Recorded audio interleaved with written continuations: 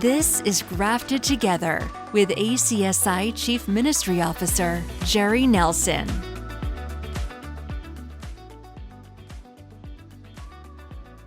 So many of you may wonder where the ideas for podcasts come from. For me, it's usually a conversation that I had with a school leader or with a coworker that I think is really important for other people to be able to hear and participate in. Well, I happened to be at a leadership network meeting in my hometown, South Florida, and I struck up a conversation around churches starting schools because there's a huge push and a huge movement and a huge desire for many churches to start schools. And in fact, in this conversation, our guest today mentioned this particular phrase that really struck me. He called it the second renaissance of Christian education. And we picked up that conversation and they really loved that particular term. But I thought it was important for us to talk about the importance of churches and their role in Christian education. I know I was the head of school at a church school, and there was always this tension between the church and the school. But I think any thinking individual, anyone who really understands Scripture, understands that the church is the bride of Christ and that Christian schools are there ultimately to assist the church in their role to advancing the gospel. So I'm happy today to have our guest, Joe Wilson, with us to discuss the role of churches in starting Christian schools. This is Grafted Together. Joe, welcome. Jerry, thank you. It's great to be here. I appreciate the conversation we had a few weeks ago, and I look forward to continuing it. Well, Joe, you have been in Christian education for 17 years. You are currently the head of lower schools at Calvary Christian Academy, and you're also the director of finances. You guys have 4 campuses, and you guys, I believe, are officially the largest Christian school in America. So, I mean, there's a lot to get to, but, you know, one thing that I think it's always on the mind of our listeners is, how did you even get into Christian education? How did you get into this role? Yeah, well, first of all, thank you for having me, and look forward to just diving into this topic. I think it's an incredibly important one, and there's so much opportunity out there, Jerry, and I know we'll kind of dive into that. So how I got into Christian education, you know, I started my career in finance and worked in finance for a few years, and then really got radically saved. And the Lord called me out of. I was working in the market, and the Lord called me out of that career and brought me to a place where I was working for a nonprofit, Samaritan's Purse, and brought me across the world to Sudan and actually building churches. Wow. And so that was the passion of my heart. It was nonprofit work. I loved that. And it was a conversation I had with one elderly gentleman, actually. And this was in Kiln, Mississippi, after Hurricane Katrina. He planted the seed of me being a teacher, and he said, I see something in you. And it was a gentleman that I'd met the day before, and it was a very shallow relationship. I didn't know him well, but that seed sort of grew over the years. And I found myself back in the States after this, you know, incredible opportunity with Samaritan's Purse. And that seed continued to grow and planted something in my heart where I said, you know what, I'm going to pursue education. And it's been, you know, it's been my life call for the last 17 years. I started as a teacher and kind of worked my way up, went back to school, got my degree, my advanced degree, and found myself working up the ranks as a dean, and then, you know, as a principal for many years as a middle school principal. And that's a different story for a different day. Middle school principals out there, we see you. And then, you know, continued to work and got into the finance side of the school operations. And then I found myself in a position where I've really been working on expanding the school and trying to plant other campuses and, you know, build buildings and things of that nature. So I do work on the lower school side, and I work with our principals, and then I work on the development side and trying to grow campuses and trying to grow enrollment. And so I think this conversation is perfect because for the last, I'd say 4 or 5 years, my focus has really been on growing schools and growing campuses. And really what's the key of growing your enrollment as well. So Yeah. yeah, exciting conversation. And that's kind of how I find myself here today. Yeah, well, we definitely appreciate that. And I always think it's amazing just how one conversation, and it obviously sounds like a divine appointment, Oh, for sure. that entire conversation, and in your own words, it was shallow, Yeah. but obviously God ordained that moment, and look at where you are now, Yeah. several years later. And so, my kids happen to go to Calvary, so I actually get a front Okay. row seat to Right. just really the amazing ministry that you guys have in South Florida. Calvary is celebrating 25 years. 5 years. That's right. 25 years. You've been a part of that 17 of those years. And as you said, 4 to 5 of the last few years, you've been expanding. Now, I Yep. know, as it relates to this conversation, what's on the mind of many people is like, how does a church school relationship work? Yep. Yep. What is that like? And how has that fed the growth of CCA? Yeah, that's a great question, Jerry. But before I dive into that, I just want to say, you talked about that one conversation, but you and I go back a long ways, and probably before we even knew it. And I don't know if your listeners know, but Jerry was an incredible basketball player in high school. Now, and you might have won. Did you win a state title when you were in You know Northwest? what? This close, man. They Okay. came afterwards. Yeah, So so the school I went to always looked up to the school that Jerry went to. So I think we might have played against each other back in the we day, might but have. yeah, you guys were pretty amazing and you were quite a player. So I don't know if your listeners know that about you, but you were an animal back in the day. I appreciate that. Yeah, I think the relationship, Jerry, between a church and a school is can be a very fragile one. Mm, But it's a relationship that can be one that produces just incredible fruit if mm, if fostered and if cared for well. mm, And so we have the opportunity to, and for the last 17 years, and I'll back up a little bit. The success of Calvary Christian Academy, I would say, sits squarely on the investment that Calvary Chapel Fort Lauderdale made in the school. mm, Very early on, they made an investment and they made some very difficult decisions to plan a school, to forego other opportunities, mm, to be burdened with a bunch of kids running around on their campus, mhm, to be burdened with the complexity of running a school. Very early on, they made that decision, and it was mm, difficult in the early years. It mm, wasn't something that is what it is today. You look at it today, and there's this symbiotic, beautiful partnership between the church and the school. The school is a ministry of the church. We have to remember that. mhm, Um, but it wasn't so easy early on. The church had to really make a lot of financial sacrifices. They made a lot of sacrifices with space, with the ease of operations, because it's not easy to run a school. mhm, mhm. Parents are a different animal than church congregants, and I use that word a little bit intentionally. I'm a parent as well, so I can be that way. But it really is, it takes a lot to run a school. And the church made a very intentional investment early on that has paid dividends over time. Mhm, But I've seen the relationship between the church and the school over the 17 years ebb and flow. We also have two campuses that we've planted on properties that we do not own that mhm, other churches operate.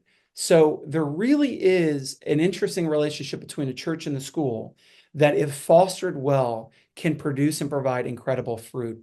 If it's not fostered well, or if the school doesn't honor the church as the main ministry on the campus, if the mm. church doesn't see the value of the school, it can go sideways. And we've seen that play out in many different ways. I would say that's one of the more complex um, responsibilities that I help foster, is that relationship between the church and the school. And I imagine that, clear understanding, which you just That's articulated, right. the church needs to understand the purpose of the school, and not with a Pollyannish type of a view, like the That's school right. is, yeah, they need to have an accurate view of what the school is going to be like, but also Yeah. the school and those who are the leaders of the school, those who work at the school, the parents who send their kids to the school, they need to understand also the role of that the church plays, not just in the kingdom of God, but the role that that church plays as Right. it relates to that school. So That's right. though, seems like those discussions have to be had at the very beginning. They do, Jerry. And I'll give you an example. We had in one of our schools, and that we're not the owner of the campus. We're renting, or we have a lease agreement, and we're running our school on a church campus. We had some kids get up into a second floor area Mhm. and do some things that, were not good. And they really affected the church. Mhm. And the church was wonderful about it. We had to sit down with them and talk through it. And they realize, hey, kids are going to make mistakes, and Yeah, it's messy running a school. It just is. It's messy. yeah, yeah. We know the development of children and the mistakes that they make. But this really affected the church because of what happened. And it was really an interesting moment where we had to sit down and go, okay, the rubber's hitting the road. Yeah. We know this is going to be messy. Are we okay with this? Are we okay Mhm. having these issues from time to time? And they handled it beautifully, although it affected them. They handled it beautifully. And I honestly think, Jerry, this may be a little bit different than some of the philosophy here, but I feel like a lot of what we do, we have a covenant school on the main campus, and that means that Mhm. the parents and the kids have to have a desire to be discipled and be in church. We have outreach schools as well. Mhm. Beautiful thing about Christian education is you get to the parent through the child. And Yeah. so often we see families who on our outreach schools may not even know the Lord. All Mhm. of a sudden, when you win a child's heart and they start talking to their parent about the Lord, Yeah. we see a church attendance go up. Yeah. So it's my desire that we see the church blessed through the school ministry. Yeah. And we talk about ourselves as a ministry of the church. Yeah. So we're ministering to the child, and that's great. But oftentimes the goal is the parent. Mhm. Because if the parent is not discipled, if they're not teaching the same That's thing that's good. That's happening in the good. school, then maybe those seeds aren't hitting home like they could. Yeah. So a lot of our efforts are to get to the parent through the child, if that makes sense. Yeah. And the more we see that, the more we see church attendance go up. I'll give you an example if you don't mind me Oh continuing. man. On our Boynton campus, we have a church that had about 7 first floor classrooms. And we Mm. said, hey, could we plant a preschool? Mm. And financially, we know that 7 classrooms isn't great, but we worked it out to go, if we hit this number of kids, we can make this work. Okay. Yeah. Well, over the last 2 years, since we planted this preschool and tried to fill the rooms, we've seen church attendance go up on our campus. We've seen engagement in adult ministry go up on our Yeah. campus. And that's a key age too. Yeah, and I mean, so what would it cost to get that type of engagement in the Yeah. church? Yeah. It's a ministry that's producing fruit, and sometimes we're quick to look at the finances and go, "Does it make it work?" But how often are we looking at some of our outreach budgets going, Yeah. "What would it take to get this many adults on our campus?" Yeah. Right? Yeah. And so you got to kind of look at it and through that lens. And over the last 2 years, this is on our Boynton campus. We've seen church attendance go up, engagement go Wow. up. We've seen really discipleship programs more engaged. We've seen parenting classes more packed. I Wow. mean, that's the goal of the church. That's the goal of the school. So, And you're really answering the next follow-up question I have is like, why should a church start a school? And let me kind of set this up a little bit. I appreciate you using the word messy because I know there's a lot of energy, as I said at the beginning, around churches wanting to start schools. It's great. And mhm. you still have, I would call them the old guard who says, the tail can't wag the dog. I'm sure you've heard that phrase Yep, before, yep, and it's a legitimate concern. yep, But you yep, use the word messy, you use that it needs to be a commitment. You even yep. mentioned in the early days of Calvary Chapel, starting Mhm. Calvary Christian Academy, that it was a significant investment and knowing that it's going to be difficult at the beginning, that there's going to be some messiness, there are going to be some things that very well may affect churches. Right. Why should churches start schools in the first place? If you can kind of Yeah. crystallize that a little bit for our listeners. Well, let me give you an analogy. So imagine if you had a thriving high school ministry where kids were wanting to get in, families wanted their child to be there. Every weekend it was packed. It was so packed that you were turning kids away. Would a church ever look on at a high school ministry that you had people coming by the droves wanting to be there and go, yeah, we're not going to allocate additional resources to draw these kids in. It's just not worth it for us. I Mm, mean, that would never cross your mind. You would figure out ways of opening other classrooms, of stepping on other ministries' toes on the weekend to bring those high school kids in, or those middle school kids in, or those elementary students in. I mean, if you had a thriving ministry, you would feed that ministry. And mm, it's the same thing with the school. So I think sometimes churches can look at schools and say, oh, well, that's a separate operation. But in reality, we're doing the same thing that the church is doing. We want the same result. We want to see kids discipled. We want to see families engaged, and we want to see hearts won for Christ. So you got to look at, I think churches, and a lot of churches do this, but you got to look at it as a ministry of the church. And when that is seen through that lens, you go, okay, we're going to do whatever it takes to make this thing work. mm. And so, I think kind of looking at it through that lens gives you the why of why you would want to do this. But there's other reasons, and I wrote a few of these down. Yeah. Um, and we do have a few international schools that we can kind of talk about as well. And the schools have kind of helped buoy the church as these church plants. And we have one in Colombia. I'm actually headed there tomorrow to Okay. check out what's going on and how everything's going. We have one in Guatemala as well. We have schools in Mexico that were started by missionaries here. And so some of these points I'm going to mention really were very salient as the missionary went to start these campuses. But number one, it's use of a facility 7 days a week. Yeah. And so you can defray some cost, you can reallocate some cost. But using the facility 7 days a week allows you to do more ministry. It allows you to share the expenses on the campus. It allows you to share the maintenance costs on the campus. It allows you to share staff. We have on one of our campuses where we don't own the campus. It's a church, and we're planted on that campus. We have a youth pastor where they could not afford a full-time youth pastor, and we couldn't afford a full-time ministry director. But Mm, we said, hey, what if he worked these 3 days for the school and these 2 days for the church? And what if we split his? Now they have what looks to be a full-time youth pastor, and we have what looks to be a full-time ministry person. And so now we have the best of both worlds, where we can now share this position and pay a little bit more to someone instead of having a part-time position. right. Now we have a full-time guy who is just not getting out of the park, and the church benefits, the school benefits. So you can share staff, you can share maintenance costs, you can share expenses. When the roof needs to be fixed, that's something where, we're not on the hook for the full expense. They're not on the hook for the full expense. It's one of those shared expenses. The other point, number two, is it brings new families to your campus. Yeah. And so often we're holding tours on the campus. Mhm. And Jerry, you know as well as I know, when you have a new family walking a church campus, they're more likely to, hey, let's try to go, let's see what the church is like here. So often when we do a school interview, we say, hey, your child's going to be here 5 days a week.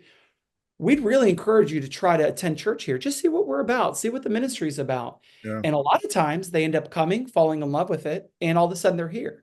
Or their child gets plugged into the youth group, and now mom and dad are going to church there because, Yeah. hey, the kid's excited about going to church. Mm, Well, we're gonna feed into that as parents and yeah. go to that church. Yeah. So you invite more people to walk around your campus, or you invite more people to be attending your campus. I already said this, but the school ministry is a ministry of the campus. That would Mm, be the other reason. And then also, you're just increasing, the impact of Christian education on those kids. So I would say you're bringing people onto your campus, you're splitting expenses, you have other opportunities with staff, and then you're utilizing your facility 7 days a week. So I yeah. think the Boynton example is a good one, a preschool that church attendance has gone up, and discipleship is happening where it wasn't Monday through Friday. Yeah. When you're talking about parents coming to the church through the school, it reminded me that was my story. Hmm. I was in a school district that I was going to public school at the time, that my family, they didn't want me going to the next middle school at all because it was one of those middle schools that was just known Yeah. for a lot of violence. Yep. I've Yep. shared this story all over the place.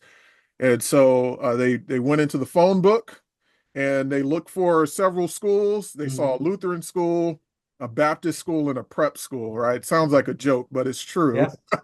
And the reason that they chose the Baptist school, because it was cheaper than the prep school, and they thought the Hmm. quality of education was better than the Lutheran school. And this is nothing to my Lutheran listeners Yeah. here. It's Yeah. just that was, That was your but parents' choice. Hmm. yeah, yeah. But the short and long is I went there for a year. I joined the youth group Hmm. there as I came in sixth grade. I joined the youth group in seventh grade because sixth graders were still in elementary then. Hmm. And then my mom started, mom and I joined the church a year later, and then the rest is history Yeah. from then. So Yeah. I mean, Jerry, that story plays still, out time and time again. yeah, yeah, Right. absolutely. So, I mean, why now? I mean, unpack this second Yep. renaissance. I want our listeners to hear about that. I kind of Yeah. teased that out at the Yeah. beginning. Why the second renaissance? Yeah, Jerry, I don't know where I first heard that term, but I've really grabbed onto it. And I'd say it's twofold. I think it's a reflection of maybe a deeper and broader desire within the Christian community, really to reclaim education as a means of spiritual formation. And Mm, so I think there's a little bit of an awakening happening with maybe some bigger cultural things that are going on. And I don't just restrict that to the US yeah. because we're seeing the same thing happen in our school in Guatemala.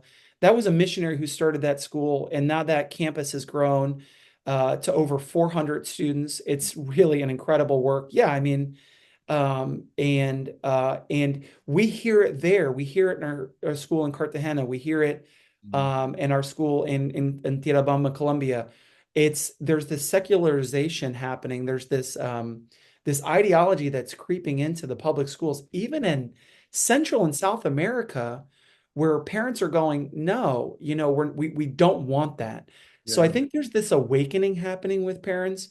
I also think the school choice movement, when I say the second renaissance, it's opening opportunity for parents to afford to send their child.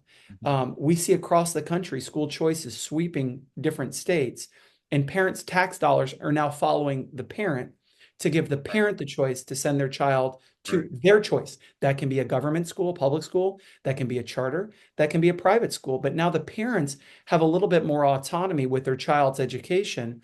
And so I think there's sort of a convergence of different factors that are allowing people to sort of wake up and go, what more is there out there? I mean, Jerry, honestly, we have a group called Schools United where we invite so Mhm. many different schools to be able to have a conversation with one another and go, what are your best practices? What are your best practices? And we're really trying to say we're not in it against each other, we're in it with each other Right. for the same outcome, which is, for the kingdom of God. And what we're hearing is the same thing. We have families desiring their child to be in a Christian environment by the droves. And Mhm. so when we say second renaissance, it's like there's this awakening and there's this opportunity. And we see that converging together. And so many schools are telling us, hey, we're on a wait list. Hey, we have we can't build the classrooms fast enough. Mhm. In our school district, our public school district in the county here, we're seeing enrollment decrease, Yeah. and we're seeing the private school and the Christian school enrollment increase. And Mhm. it's just an interesting time right now. I think for decades, Christian education was really struggling Yeah. with affordability, and now with the voucher programs and the school choice programs, and I think this awakening that's happening with parents, we just see that flipping, and there are so many opportunities right now. And you asked the question, why now? Yeah. And I'm going to answer that. You mind me Yeah, continuing? man. Dig in. All right. So Alexander the Great, uh, biographers followed him over the course of the sort of the end of his life, and he has one of the most famous quotes, and it's one of my favorite quotes. And they said, his biographer said, "Tell us the secret of how you accomplished so much." And this quote has resonated with me because, Jerry, a lot of times we look on at things and we go, "This is too difficult. I don't know how to do it." Mhm. It just seems too big for us to even figure out. And he simply said, "Do it now." That was the quote, "Do it now." And in my career and our time here, we've, the church and the schools accomplished a lot. Yeah.